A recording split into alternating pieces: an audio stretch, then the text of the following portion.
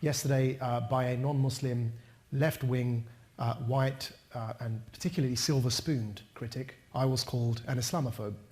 I want to address this head-on before we proceed, if I may, because I think it's disgusting to delegitimize my voice in that way.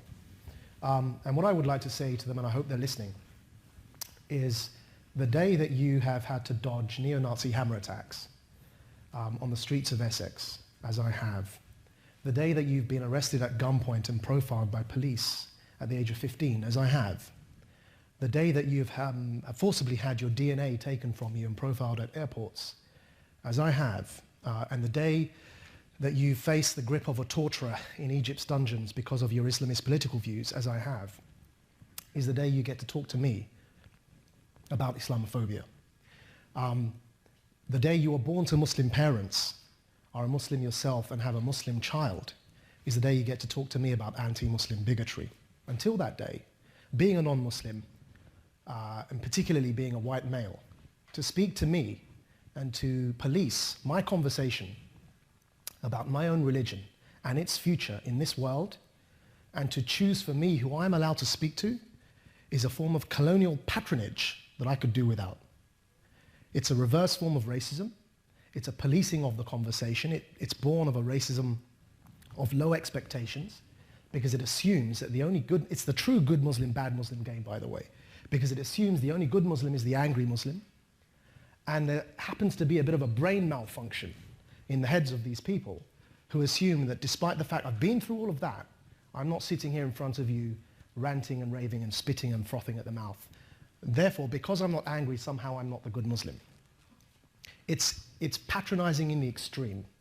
And in particular, as I said, the two people who have named, Sam's, I think, mentioned one of them, the two people who have called me a native informant or an Uncle Tom or an Islamophobe, both happen to be non-Muslim, white, middle-class American males who haven't seen any of what I've just described. And I think they need to just stop and check their privilege, first of all.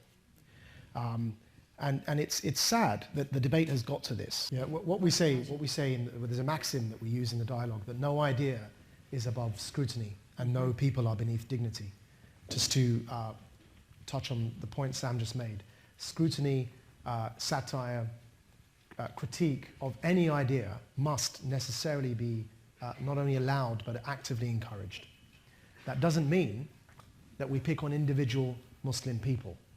That's anti-Muslim bigotry. Let's put away the term Islamophobia. It's unhelpful, because the term Islamophobia is used to silence the debate, as it has been done with me by a non-Muslim, interestingly. But actually it's used to shut the debate down, because actually what it does is it confuses the notion of critiquing any religion, in this case Islam as a religion, and picking on individual Muslim people. So for that I use the phrase anti-Muslim bigotry, which is real and it exists, especially in Europe, with the rise of far-right parties across the continent. It's real and it exists and it's a problem.